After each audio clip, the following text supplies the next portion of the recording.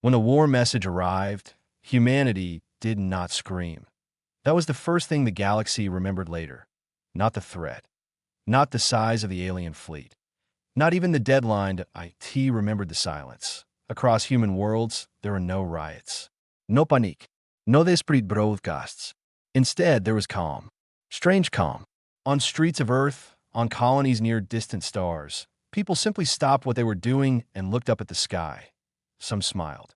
Not because they were happy, but because they had been waiting to exactly midnight. Every human network was taken over. Music stopped mid-song. Traffic lights froze for a single second. Factory machines slowed down. Ships in space paused their communications.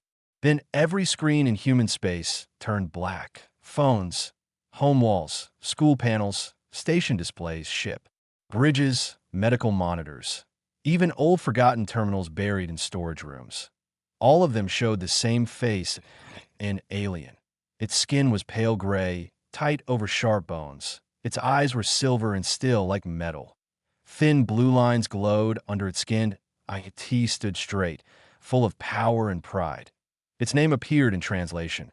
Supreme Executive Vaughn of the Karate Ascendancy, on Luna. Children held their parents' hands, on Mars. Engineers in night shifts stood quietly together, on ocean cities of Earth. Old soldiers stopped eating and stared at their screens on a diplomatic station above Jupiter. Senior envoy Mara Alon calmly placed her cup of tea on the table and watched. The alien began to speak. Species designated humanity, it said in a cold voice. For 3,000 cycles, your kind has occupied 12 systems under a weak galactic order. Its eyes did not blink. You have hidden behind trade, art, research, diplomacy. It paused. You have been measured. The silence across human space felt heavy. You have been found unworthy. No one interrupted. Outside the station window, Jupiter turned slowly in the dark. Storm clouds rolled across its surface like endless waves. Behind Mara, her staff rushed forward. She raised one hand. They stopped immediately. The alien continued. The Karate Ascendancy has returned from the Dark Rim. In our absence, the galaxy grew soft. Weak species multiplied. Borders were drawn by fear. Power was given to those who do not deserve it. Its voice remained calm. We have corrected 16 civilizations. Their worlds now serve us. Their histories are ending. Across human space, people listen in silence. Not fear, not shock, just listening. The alien leaned slightly closer. We have studied you for 200 of your years. You have no standing war fleet, no fortress rings, no defense shields around your major worlds. It paused again. Your merchant ships are unarmed. Your colonies are open. Your military records show no active strength. In one small town on Earth, a woman repairing irrigation systems quietly laughed under her breath. Her son looked at her. She gently placed a finger to her lips and kept watching. The alien's final words came slowly. You have one solar day. Open your gates. Transfer control of your worlds. Surrender your science networks, your industries, and your population records. Its silver eyes gleamed. Those with useful skills will be kept. The rest will be processed. The word hung in the air like poison. Refuse, it finished, and humanity will be erased so completely that you will survive only as a warning. Then the screens went dark. The music returned. Traffic resumed. Lights steadied. Life continued. But something had changed. Deep inside the diplomatic station above Jupiter, Mara stood up. Her tea was cold. Her aide looked shaken. We need emergency contact with Earth Council, he said quickly. Fleet deployment, civil protection, evacuation plans. Mara shook her head. No, he blinked. No. She walked to the main console. Entered a code, so old it looked forgotten. The screen changed. All diplomatic menus disappeared. In their place appeared a simple black field. With one white symbol, a circle crossed by a downward arrow. Her aide frowned. What is that? Mara's voice was calm. Our answer. She typed 2 words and sent them across every channel the alien had used. Come closer. Her aide stared at her in shock. You invited them? Yes. That's insane. Mara turned toward the window. Her expression was not fear, not courage. It was relief. After a long silence, she spoke quietly. Do you know why humanity spent 3,000 years pretending to be harmless? No one answered. Because every child learned the same story, she continued. That humanity had once been violent, then wiser, then peaceful, and that we chose cooperation. She looked at the symbol on the screen. It was a good story. She paused, but it was not the full story. Outside, Jupiter's storms moved slowly, and somewhere far beneath Earth's surface, sealed doors that had not opened in decades began to unlock. Deep below the mountains of Patagonia, a sealed chamber opened for the first time in 70 years. Heavy black doors slid apart with a deep mechanical sound. Dust rose into the air. Inside, the room was simple. No windows, no decorations. Just a round table made of dark stone, point one by one. Men and women entered. They wore plain gray uniforms. No middas, no public ranks, no announcements. Their names were not listed in any normal government system. Yet every one of them had authority over hidden fleets, secret weapons, and defense systems that most human leaders did not even know existed. At the center of the table, a single line of text appeared. Authorization. Last Horizon. A white-haired woman in a navy coat read it calmly. She nodded once. So, she said softly. They finally knocked. Around the table, no one smiled, but many sat straighter. Far above Earth, engines that had slept for centuries began to wake. In shipyards disguised as mining caves, armored hulls moved behind rock walls that looked natural from the outside. In space, hidden structures powered up without lights. On Europa, under kilometers of ice, launch tunnels filled with blue energy. On Titan, silent satellites unfolded like metal flowers and turned toward deep space. Across 12 human systems, ancient protocols activated, not emergency protocols, inheritance protocols. Humanity had not built its strength in a rush. It had built it slowly, quietly, carefully, for 3,000 years, back in deep space, far beyond Neptune. A command cradle activated. Inside it, Commander Elias Wren opened his eyes. He had entered stasis 23 years ago. The first sound he heard was a soft activation chime. The second was the ship's voice. Welcome back, Commander. Strategic recall confirmed. He sat up slowly. Around him, other cradles were opening. Men and women he had trained with were waking. People who had prepared for a war that most of the galaxy believed would never come. Elias stood and looked through the wide viewing wall. At first, he saw only darkness. Then the darkness began to move point one by one. Black shapes slid out of hidden positions. Massive warships, the silent, the no lights, no banners, no noise. Just presence. The ship's system spoke again. Operational count in this sector, 20 for 1,000 combat vessels. A young officer who had just awakened whispered in disbelief. 24,000? Just here? Elias nodded once. Yes. Far away, the karate scouts continued their advance. They believed human space was empty. No defense rings, no patrol lines, no visible fleet. Them. Humanity looked exposed, easy, ready to be taken. But they were looking at the surface. They did not know what lay beneath in the hidden war chamber under Patagonia. The white-haired woman placed both hands on the table. Her voice was calm but firm. For 3,000 years, we kept peace, she said. Now peace has been broken. Not by us. She looked around the room. Remember that. No one argued. No one here loves war, she continued. But we will not allow mercy to be mistaken for weakness. Across the solar map, red signals began to appear. The first karate fleet had entered human territory, and humanity did not panic. IT activated on the diplomatic station above Jupiter. Mara watched new encrypted channels flood her screen. Jonas, her aide, looked pale. What happens now? He asked. Mara did not take her eyes off the stars. Now, she said quietly, they learn why humanity was smiling.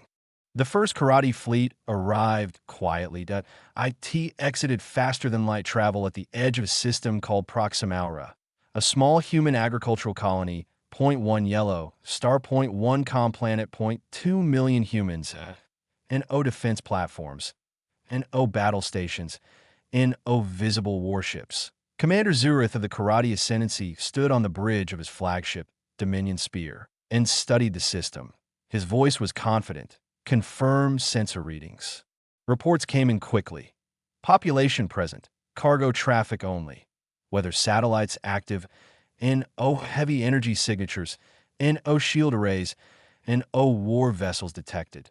Zurith allowed himself a small smile. So the rumors were true, he said. Humans truly believe diplomacy is protection. Behind him, massive warships formed battle positions. Their weapons could destroy cities in seconds. This was not meant to be a battle. IT was meant to be punishment. Begin intimidation protocol. Zurith ordered. Point 1 officer hesitated. Commander, full eradication was authorized. Yes, Zurith replied calmly. But first, fear. The fleet moved closer to the planet. On the surface of the colony world, people noticed the sky changing. Large shadows passed over the atmosphere. Still, no siren sounded, and no panic spread. Instead, people walked outside. Farmers stood in fields. Engineers stepped out of stations. Teachers gathered children. Families held hands, and a small boy pointed upward. Are those the aliens? His mother nodded. Yes. The boy thought for a moment. Then he asked a question that would later echo across human space. Then where are our ships? Far above the planet, Commander Zurith prepared to broadcast. His image appeared across human communication channels. People saw his tall violet figure and glowing eyes. Humans of Proximaura, he began. Your species has refused surrender. He gestured slightly behind him. Observe. One of the cruiser's massive weapons powered up, energy built along its spine. Zurith leaned closer to the camera. Witness your fate. But before the weapon fired, space trembled. T first, it was small, a slight distortion. Then another. Sensors on the karate bridge began flashing warnings. Commander, spatial anomalies detected. Zurith frowned. What kind? The officer swallowed. I do not know. The stars began to bend. And then, a human ship appeared. IT did not jump in normally. IT unfolded from a thin tear in space, like reality opening a hidden door. The vessel was dark silver, sharp lines, clean designed, and oh bright lights, and oh dramatic display. Just silent arrival. Karate alarms exploded. Mass readings increasing. Energy signatures rising. More contacts appearing. One ship became 10.10, became 100 within seconds. Thousands of human warships filled the empty void. They surrounded the karate fleet completely. Perfect formation, total silence. Commander Zurith felt something unfamiliar. Uncertainty. Identify those vessels, he demanded. The response came slowly. Unknown class, unknown propulsion. Then the officer added in a low voice, they are human. At that exact moment, a calm voice spread across all channels. This is Fleet Commander Elias Run of the Terran Strategic Defense Network. No angered, no shouting, only certainty. You have entered sovereign human space with hostile intent. Zurith stepped forward. That is impossible, he said. Your species has no fleet. There was a brief pause. Then Elias replied, that is what we allowed you to believe. Across the battlefield, human ships rotated smoothly into combat formation. Quiet, controlled, precise. Inside the Dominion Spear, alarms grew louder as Zurith's officers began reporting the impossible. We are outnumbered. How do they hide this? Fleet count increasing. On the human flagship, Elias stood calmly. He looked younger than expected. Simple uniform and no decorations. Just focus. You demanded our surrender, he said. His voice remained steady. You told us to open our worlds. A faint smile appeared. And you told us to be afraid. Behind him, thousands of human ships activated targeting systems. Every karate vessel was locked simultaneously. Elias raised one hand. You have one chance to withdraw. Silence filled the void. Then Zurith laughed. The ascendancy does not retreat. Elias nodded slightly. I was hoping you would say that. He lowered his hand. All fleets, he said quietly. Welcome them to humanity's side of history. For 3 seconds after Elias gave the order, nothing happened. The karate fleet floated in space. Waiting, Commander Zura stood on the bridge of the Dominion Spear, expecting the human fleet to retreat or panic. Instead, space moved. The human ships shifted position with smooth precision. They did not accelerate like normal ships. They slid, like shadows. Then the first human weapon fired. There was no bright beam that, in oh loud explosion. One moment, a karate cruiser existed. The next moment, it was simply gone. Not damaged, not burning. Gone on the bridge, confusion spread. What happened to Vessel Core 77? Sensors show it was displaced from reality for a fraction of a second. Zuritha's eyes widened. That is impossible. But more ships began disappearing. Across the battlefield, human weapons worked in ways the galaxy had never seen. Some karate ships were crushed by sudden gravity shifts. Others were cut apart by invisible spatial blades. Within seconds, dozens were destroyed. Then hundreds. Zurith shouted, "Return fire!" The karate fleet responded with massive plasma cannons and antimatter missiles. The sky lit up with violent energy. Explosions filled the darkness. But the human ships were never where the weapons aimed. Every time karate fire struck, the target had already moved. The humans were predicting attack patterns, moving before the enemy could finish thinking.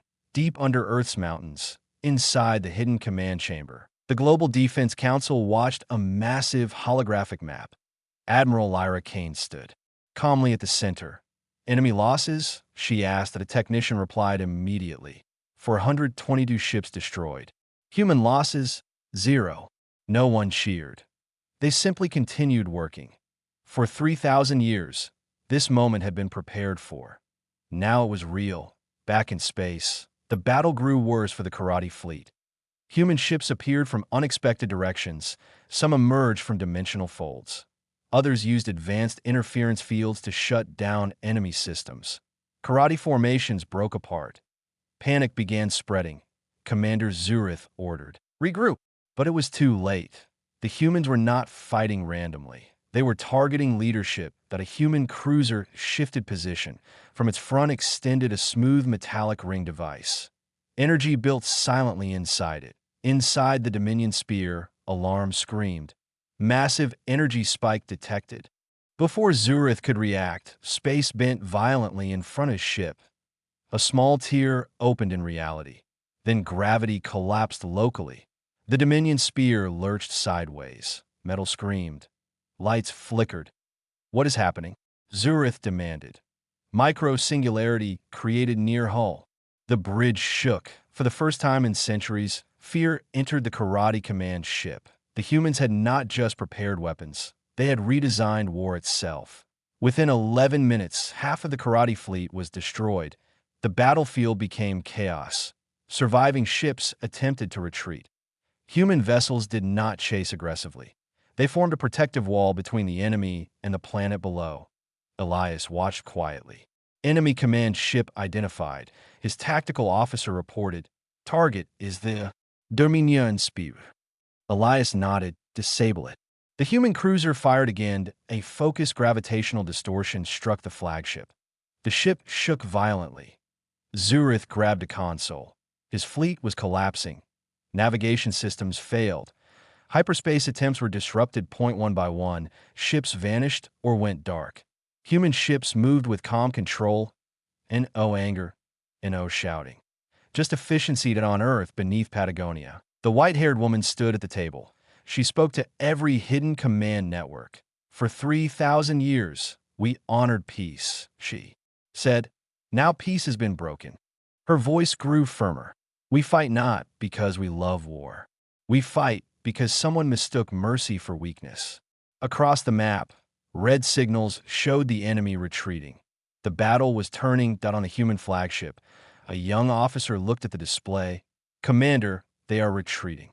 Elias nodded. "Let them go."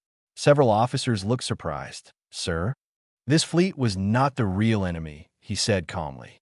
"It was a message." Outside the viewport, damaged karate ships began jumping away in a hyperspace. Silence returned to space. The human fleet remained strong, silent, watching. The surviving karate ships disappeared into hyperspace. Silence returned to the battlefield, and explosions, and victory celebration. Just stars on a human flagship. The crew slowly relaxed. Not with joy, with focus. Commander Elias Wren stood near the main window, looking at the dark space where the enemy fleet had been. A young officer approached him. "Sir, do you think they will return?" Elias did not answer immediately. Beyond this system, the karate ascendancy was vast. This fleet was only a small part of their power. The real empire was still out there. He finally spoke. "They will return," he said calmly, "when they understand what they walked into." The officer swallowed. "Are we ready if they come back in full force?" Elias turned slightly.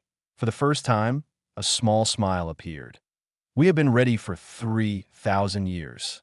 Far away, on dozens of alien worlds, recordings of the battle spread quickly. Other species watched in shock. They had believed humanity was peaceful because it was weak. Now they saw the truth. Human ships hidden in darkness, advanced weapons, perfect coordination, controlled precision. Not random force. Preparation. Careful preparation.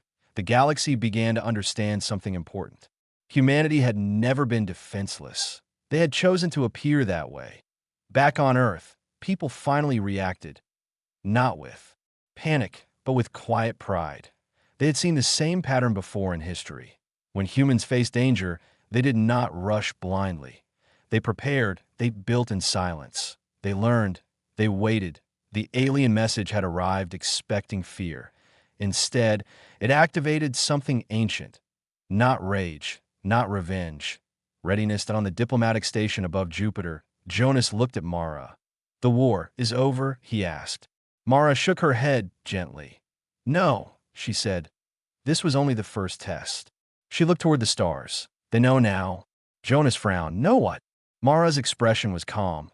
"That humanity is not prey." Outside the station window, Jupiter's storms continued turning peacefully. The galaxy had changed in one day, but humanity had not changed. It had only revealed a small part of itself. Commander Zurith sat inside the damaged Dominion spear as it retreated. His fleet was shattered, his confidence broken, his belief in easy conquest destroyed. He replayed the battle reports, hidden fleets, advanced technology. Perfect strategy. 3,000 years of silence. The humans had not reacted emotionally. They had reacted strategically. He finally understood. The smiling faces across human worlds had not been fear. They had been recognition.